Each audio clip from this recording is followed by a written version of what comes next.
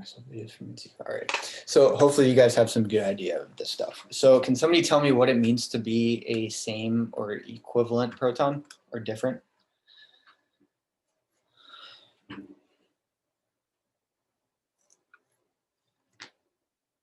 Yeah, same environment. All right. So one basic way of thinking about it would be methane, right? I'm not going to draw those hydrogen, but those 4 protons, they're all connected to the same atoms, right? And they all have the same neighbors, right?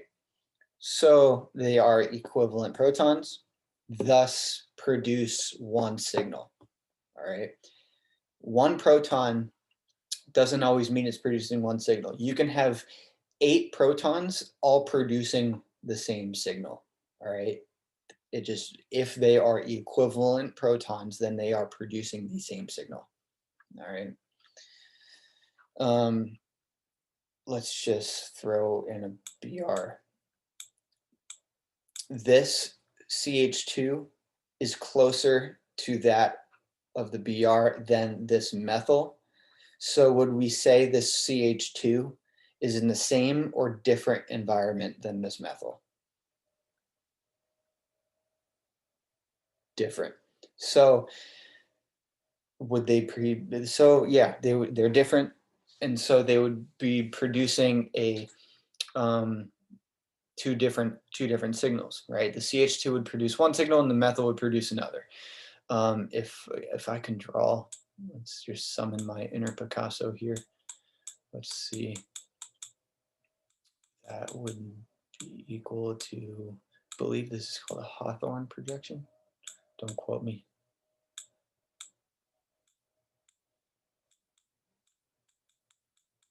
All right, and these are hydrogens. All right, so even though these 2 hydrogens are interacting with each other, this Br and hydrogen are interacting with each other.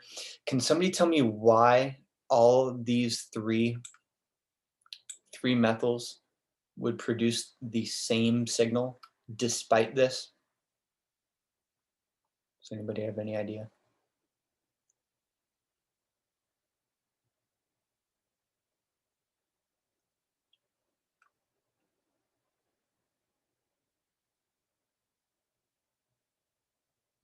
Yeah, rotation. What do we know about single bonds? They can rotate, right? This does not happen in nature. Those 2 are not fixed, right? That BR isn't forever taking a picture of that that hydrogen. This thing is rotating, right? So that back methyl is rotating, right? It's rotating fast enough to where each proton of those feels as if it's in the same environment. Right? That's why these 3 methyls are one signal. These 2 hydrogens are another. All right. So that's basically, that's about as simple as I can make it when it comes to if something is in the same environment or not. Someone brought up symmetry. What do you guys know about symmetry?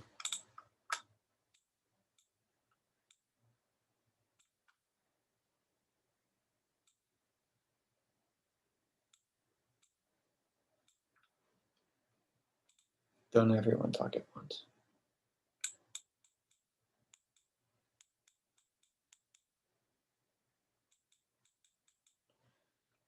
Yeah. So if there is a plane of symmetry, then it creates what you guys are saying in the chat. All right, so here we have a plane of symmetry, right?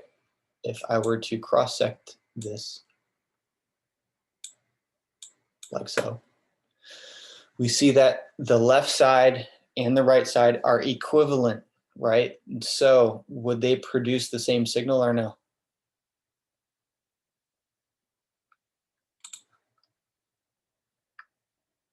Yes, so all 6 protons, again, I said it before, you can have 20 and they can produce the same signal. All right. So all 6 protons are producing one signal because of that symmetry. All right. Similarly here.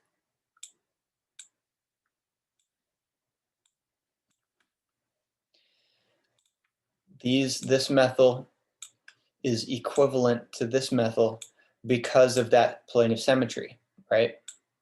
So how many signals are made in this molecule? So this one here,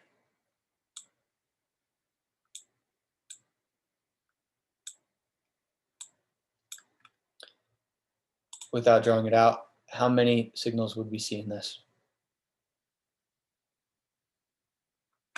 2. This is equal to this because of that, wow, equal to, or equal because of that plane of symmetry, all right? So that's symmetry. Now, hopefully you guys have heard these terms before. Have you?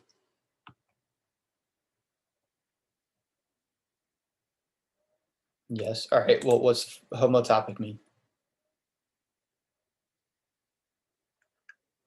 Anybody know? Yeah, the same environment. All right. It's kind of in the name, homotopic. Same environment. All right. And so hetero would be different environment. Enantiotopic refers to hydrogens that are a potential chiral center. Right. So let's just say this.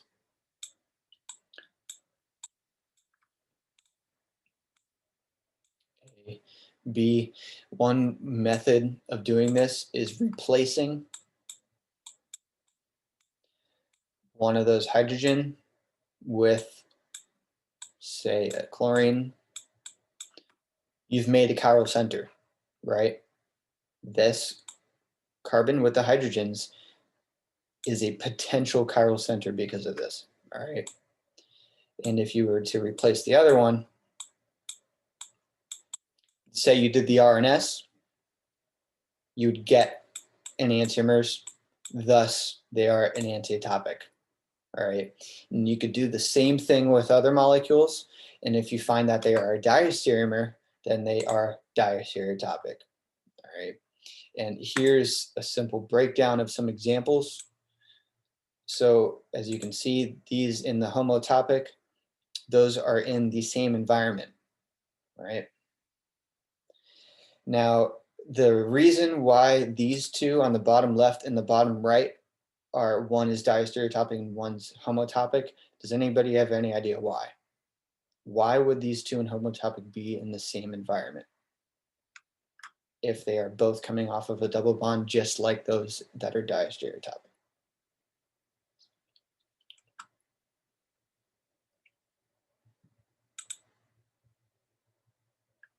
Yeah, there is symmetry. So despite that double bond making them fixed, they become equivalent because of that symmetry. All right. So another thing here is this top right one. As you can see, they are in different environments and they are diastereotopic because of that OH, right? If you were to go through the thought process that we did before, you would see that you would find that you would get diastereomers. I have to assign somebody.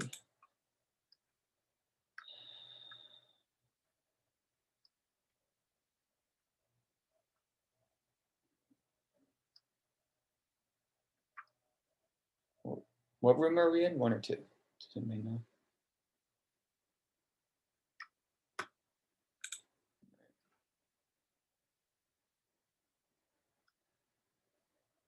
Let's see.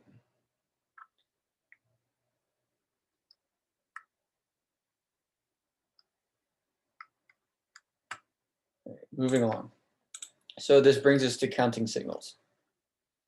Is there symmetry in this first one? No. So are all of these hydrogens different? So this methyl would be one signal. This CH would be another one. Somebody's saying 3. Are there 3 signals though?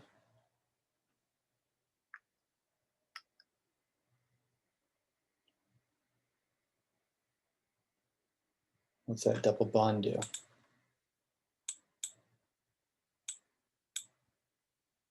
That double bond fixes them in space, right? This is interacting with this one. This is interacting with something different, right? So these two are different. Thus, there's going to be 4 NMR signals. If this were the molecule, then you could argue that they would be the same. All right, then there would be 3. But in this case, it would be 4. This one, there is symmetry, right? Does anybody disagree?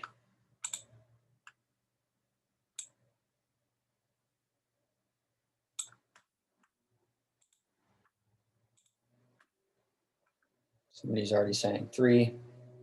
I'm going to try all the hydrogens.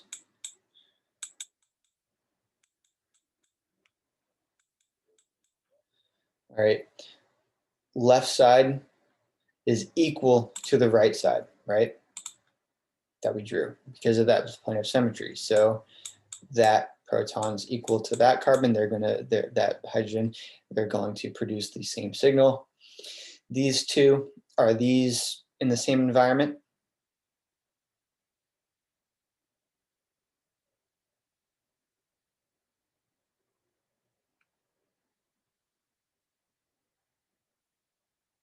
Yes. So that would be one signal. It's equal to that one. And these two, like the other, are in the same environment. So they are homotopic and they produce the same signal. All right. So this is, again, HNMR. He may ask for carbon NMR. Do you guys know what that means?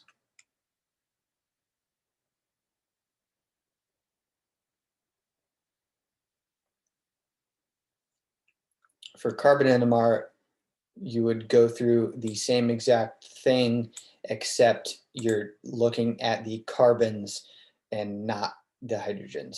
So for this example, there are 3 carbons, right? 1, 2, and 3. Are they all different?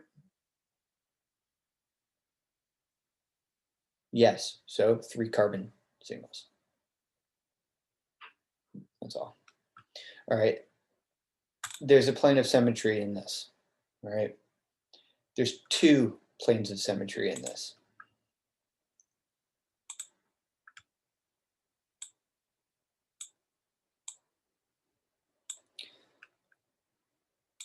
All right. So you have this methyl here. I'll just do this in green. Is this methyl equivalent to this methyl over here on the other end?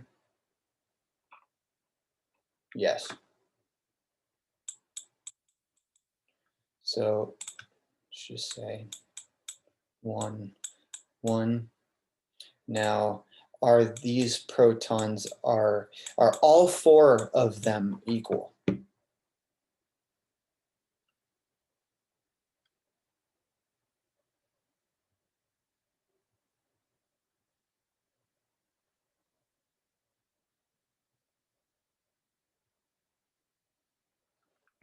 Yes, they are the same signal, all right, because of that double plane of symmetry. So you guys have a classmate, Layla Said, something like that, Layla. If you guys could help her out, because I'm busy doing this.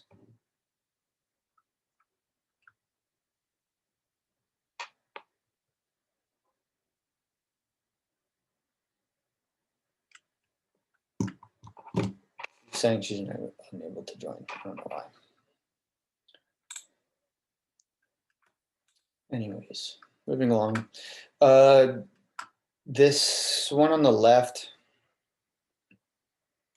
is weird. I wouldn't worry about it too much, but it's in the textbook, and so I'm just going to give it to you guys. And it appears that the symmetry that they're talking about for this example is this. All right, so 1, 2, 3, fucking mess. 3, 4, 1, 2, 3, 4 HNMR. All right, just giving that to you guys. This middle one, are these two methyls equivalent or no? Why?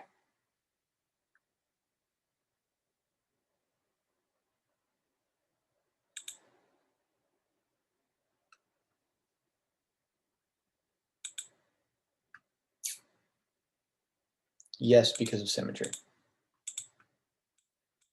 1, 2. All right.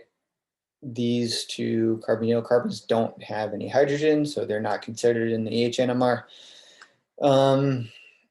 These two, the hydrogens on here, are they the same or different? Remember, there's 2 here. Are they the same or different? Different. And you would say that they would be diastereotopic. So 2, 3, 2, 3, and this one 4. All right, you guys see that? All right.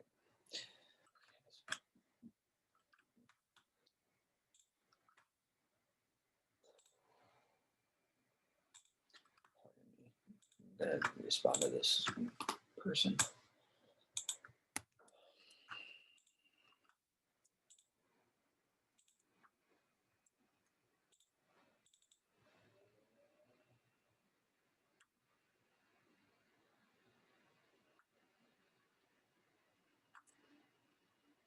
Holy shit.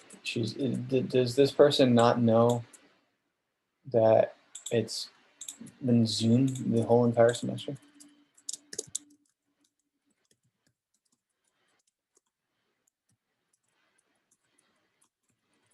It's been Zoomed the entire semester.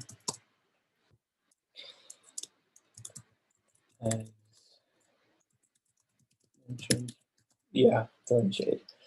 As mentioned, use the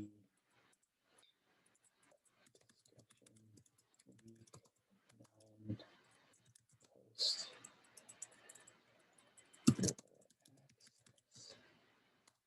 I really just want to put as usual. But I can't. I'm a professional. I believe Brianna Avanti was assigned. Okay. Whole semester. Finishing strong, right? All right. Anyways. Chemical before chemical shift. This one's weird, so I'm just gonna give it to you guys. It's not 8. I'll just say that right now. It's because of the diastereotopic. All right, here's 1, 2, 3, 4. Actually, 4, 5, 6, 7, 8.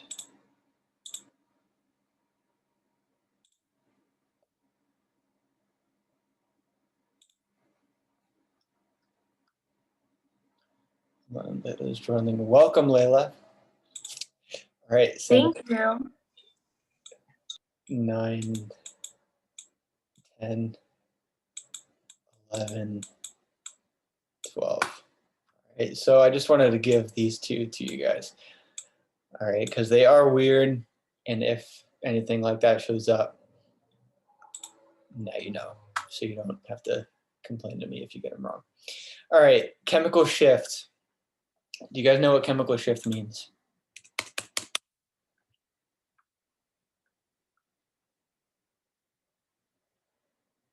Why aren't 1 and 3 in the same environment? Because of that epoxide.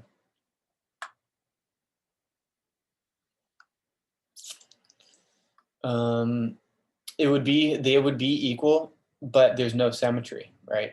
If there was an epoxide, I don't know, then 1 and 3 would be equal. Just like, what was the other example? All right, well, you guys get the general idea. Anyways, chemical shift. What's chemical shift mean? When we're talking about ppm, it's simply where it's located on the, someone mentioned x-axis. The x-axis is actually flipped. 0 is over here and 12 is over here. All right, and something that is more towards 12, does anybody know the terms that we use? Downfield, right? It's weird, I know, but downfield if you're more towards the 12. Now, someone mentioned shielding. Is something that's downfield, would that be shielded or deshielded?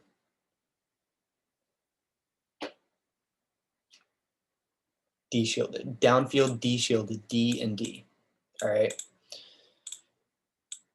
Thus, what is upfield is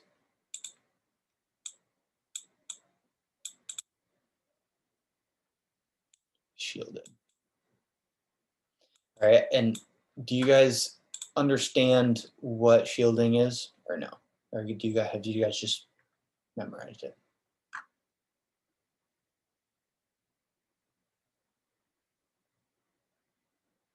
So I like to think of, yeah, actually, electron density. I like to think of protection, right?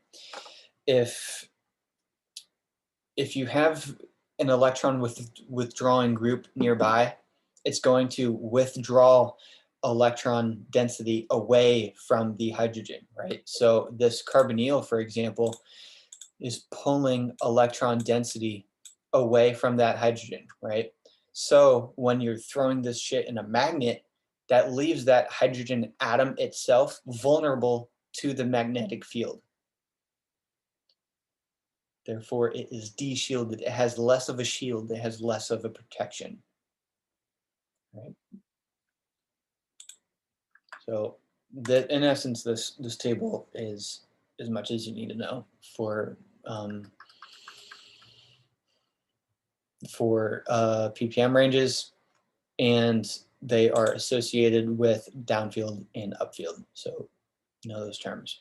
All right. Questions, comments, concerns?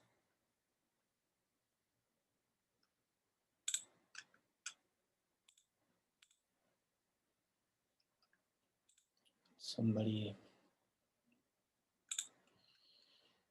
just making sure that everybody was assigned.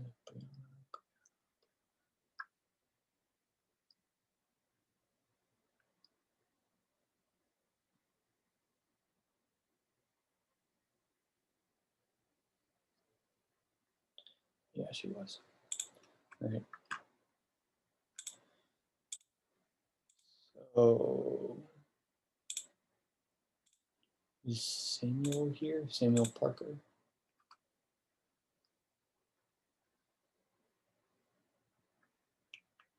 I think he's in another room. Okay, so anyways, multiplicity. You guys know what that means?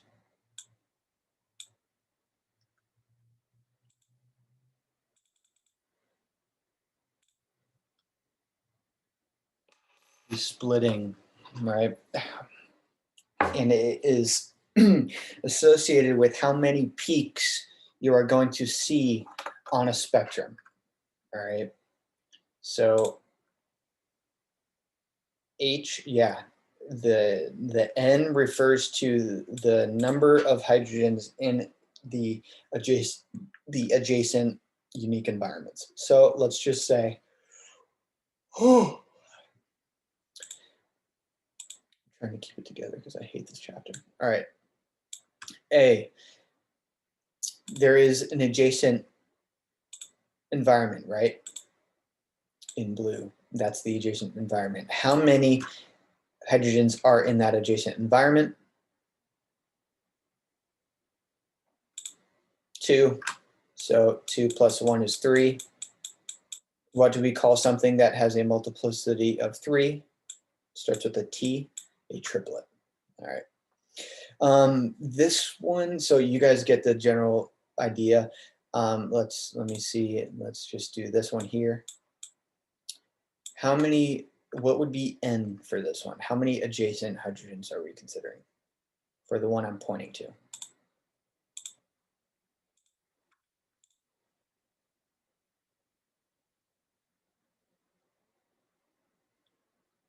Yes, finally, yes, thank gosh.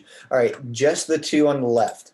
The reason for that is in Orgo 1, in this course, we don't split through that heteroatom. All right, you'll see it when we were talking about Orgo 2. You'll see it in Orgo 2, especially in Orgo 2 lab.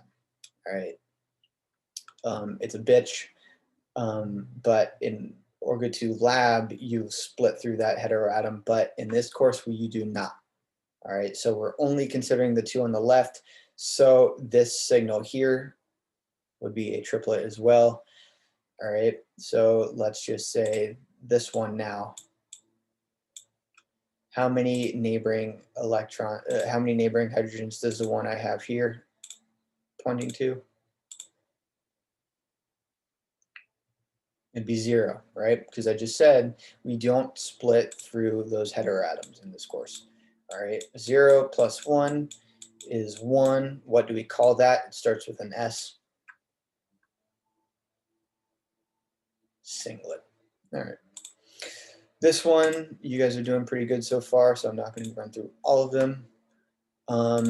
Let's say here, this one I'm pointing to. All right, how many neighboring hydrogens are there?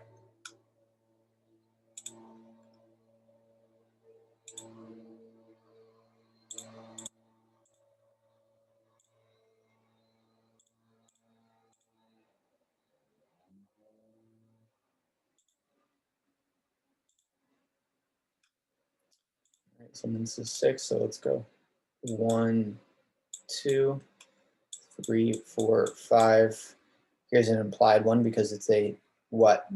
I'm just throw back to chapter 2. What's this functional group? Aldehyde. There's one implied there. So 6 plus 1 is 7.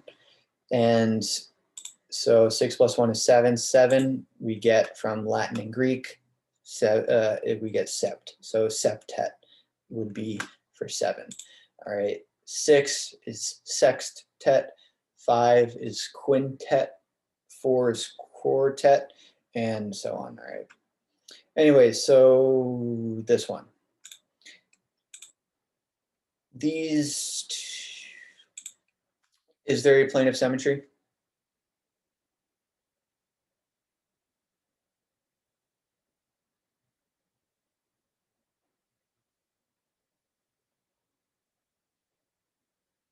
Yes, there's symmetry. Yeah, John, on the quiz, the reason why I mention all those other terms is on the quiz, I've seen him ask like a sextet, a septet, but in general, when you're given data, he'll probably just say multiplet. So yes, there is symmetry here.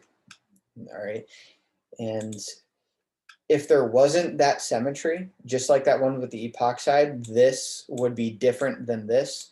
But because of that symmetry, those are equivalent. So let's just say A and A. How many? What's the multiplicity of A? And this is all the same thing.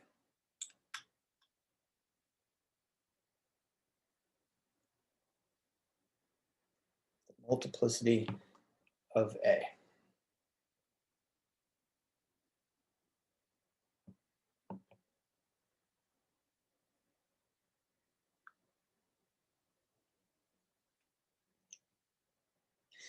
It would be 2. We look at the adjacent environment, and the unique adjacent environment is found here. So Daniela, how many hydrogens are in that unique environment? 1. So 1 plus 1 is 2. We get a, what do we call something with a multiplicity of 2? Doublet. All right. Let's see this one. What is the multiplicity of that? You guys seem pretty confident.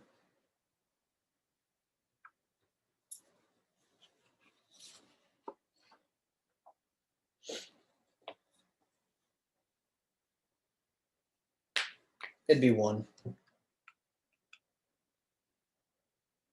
Does anybody have any idea why there aren't neighboring hydrogens that we consider? Is it because they're the same, the other ones, so you don't count them as the N? These hydrogens here are equivalent to these hydrogens here because of that symmetry. All right, so it's as if there is no neighboring hydrogens. 0 plus 1 is 1, which would be a singlet. Yeah, I know, it's a bitch. So you guys seem pretty good on multiplicity, so you guys should be able to figure this one out. So former quiz. Seen this on the quiz, and so just to help you guys out.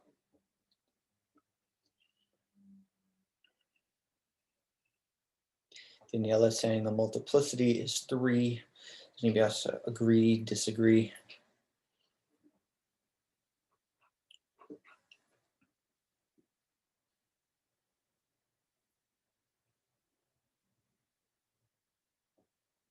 It's not 1.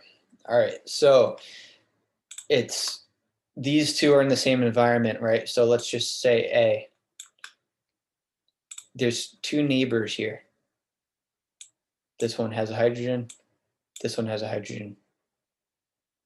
2 plus 1 is 3.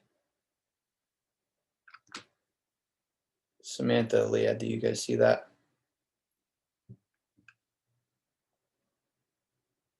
I don't mean visually, like, do you get it? All right. So our answer would be C. This one, again, let's, for similarity's sakes, let's just say this is A. All right, so what's the multiplicity of A? Let's look at the neighbors, right? Our neighbors are this methyl and this methyl here. How many hydrogens are we considering for this?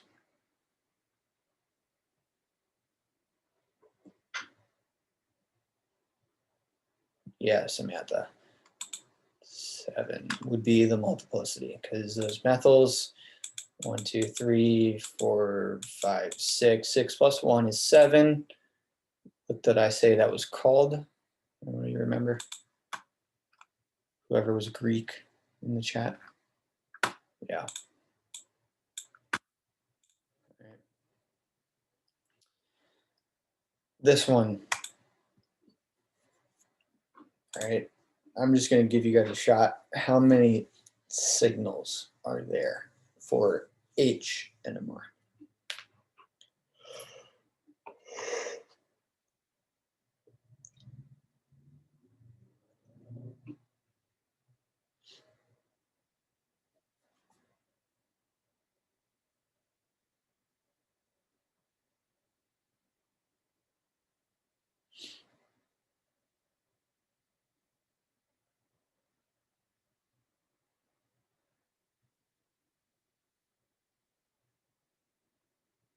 Yeah, no, it's not 4.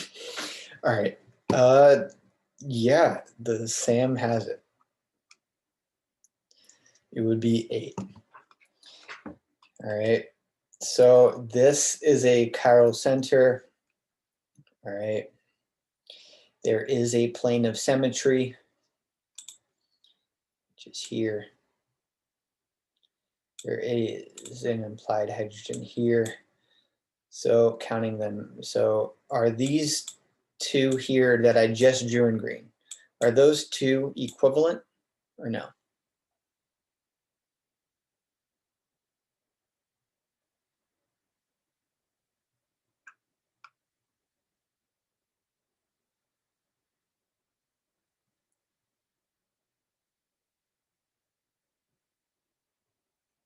You know, obviously, Samantha, yeah, they're different. But do you guys see that these two that I'm pointing to, they are different? They are different because they would be considered diastereotopic because of that OH. All right, so we will go like this. Here's 1, 2, 3, 4, 5, 6, 7, 8. And obviously because of that plane of symmetry, 3, 4, 6. All right. So our answer would be 8. All right.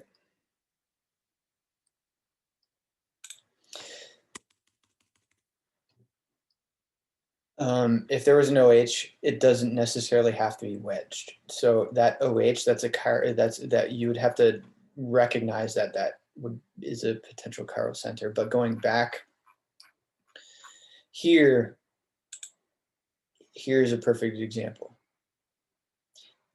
Diastereotopic hydrogens produce a different signal.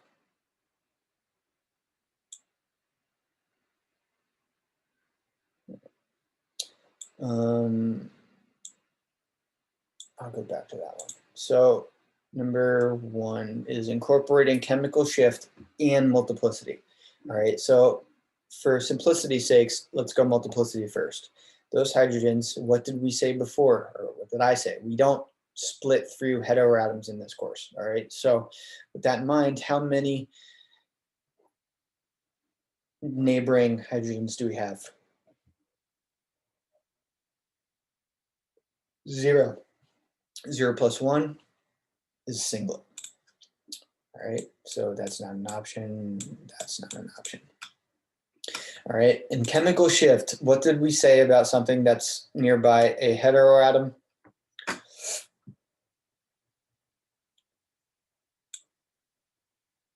is more downfield. All right, so our heteroatom range is 3 to 5. So we can eliminate that one. And on the exam, I do not think he will give you something this close. I bring this up just because this was a former bonding one, and former bonding is very picky. So I'm just going to give it to you guys. This one would be A. But you guys would have gotten that right on the exam if you walked through that correctly. So does that make sense how I walked through that using that table? All right. Where is nicotine? Here.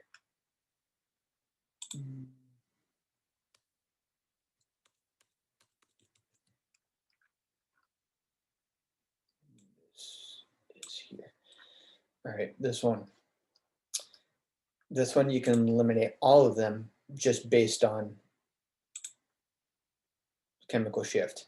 That chemical shift, looking at that here, take a mental picture of that. What category does that fall into?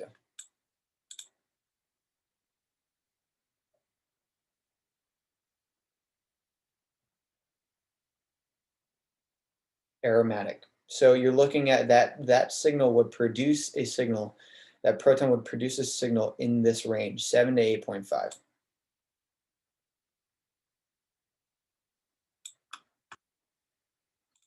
So eliminate, eliminate, eliminate. That's your answer.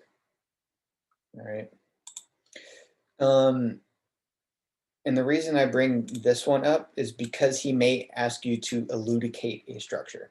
What I mean by elucidate is, again, the classic reason why we even have NMR. If you don't know the structure of something, run an NMR and you'd be able to differentiate the connectivity. All right. So does anybody have any idea of how to approach this?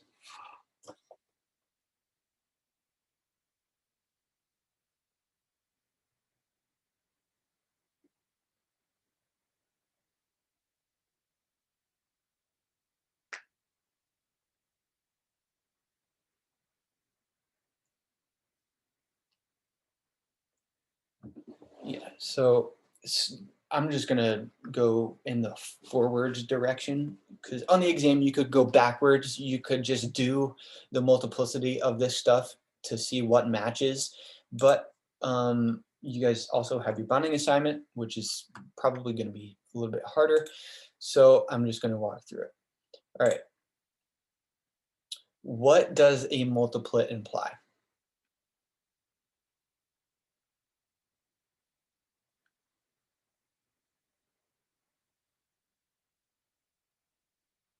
A lot of carbons, right? A lot of nearby carbons. And so this is integration here. This is integration. And it's really synonymous with the amount of carbons that is producing the signal. So here it's telling you one hydrogen is producing a big ass multiplet, right? So a CH, right? Just a CH needs to have lots of neighboring hydrogens, right? How can you do that? Having nearby methyls, right? Because if you did the multiplicity of that hydrogen, you would get a multiplet because of these many nearby hydrogens. So, got that. A doublet, all right, a doublet, and here's a 3.35. So a range of 3 to 5 indicates what, if anybody remembers from 5 minutes ago?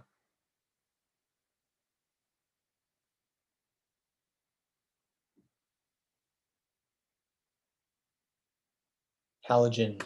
Heteroatoms indicate a 3 to 5 range indicate that there is a heteroatom present, and it tells you the formula anyways. All right, and in order to create a doublet, right, we're looking at the hydrogens creating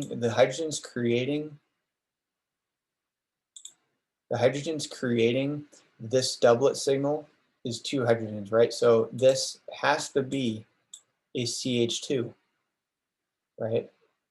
Do you guys see that? This doublet, it's telling you, it has an integration of 2, which means that there's 2 protons producing that one doublet, right? So here there are 2 hydrogens, right? So in order to create a doublet, how many nearby hydrogens does this need to have? How many hydrogens does this signal need to have? 1. Where is it going to get that from? You could piece it together, a CH. Carbon with 1. So if you could see it, you'd piece that together and you would get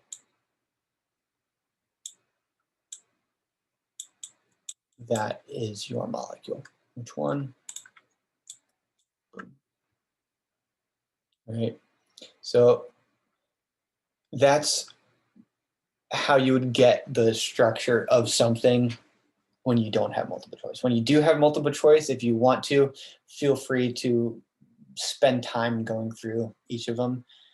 But in bonding, in your bonding assignment, you may like this one. This was a word for word question, it gave you a formula, it gave you the data, and it asked you propose a structure, and it was to draw it. All right. And so I'm just going to give it since time is running out. All right. You guys see how there is an aromatic present, right? Why is there an aromatic present? We have a range of 7 to 8.5. And it has 5 hydrogens. 1, 2, 3, 4, 5. So that is checked. All right. An integration of 3 indicates that there is 3 hydrogens creating a signal. So what is probably our most common one, our go-to, is a methyl. And it ends up being this as our structure. So that would be our methyl. That would be that one. This aromatic is obviously our 7 to 3.5. And that one right there is our 5 to 5.5. All right. So if you have to go, feel free. But in essence, this is likely, if you're going to be given something like this on bonding, you're likely going to have to go through this thought process to generate a structure. But on the tests, he's not going to, obviously it's online and it's multiple choice. So you can just like double check this stuff to see what matches what. All right. And I will, and he said, someone else said, but you guys don't have to know mass spec, right? Not for the exam. All right. Well, you'll have to know in order to anyways. All right. So yeah, we went through everything that you would probably have to know for your exam for chapter 9. And as you can see, bonding can be somewhat complicated. So hopefully that gave you an idea of what you have to look out for. And again, if I didn't, I will, this file will be in on files. In fact, I will double check that right now. So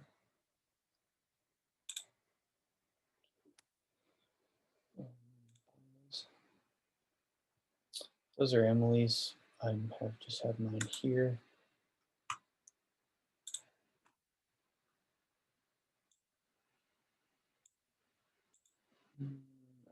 So yeah, sorry about that.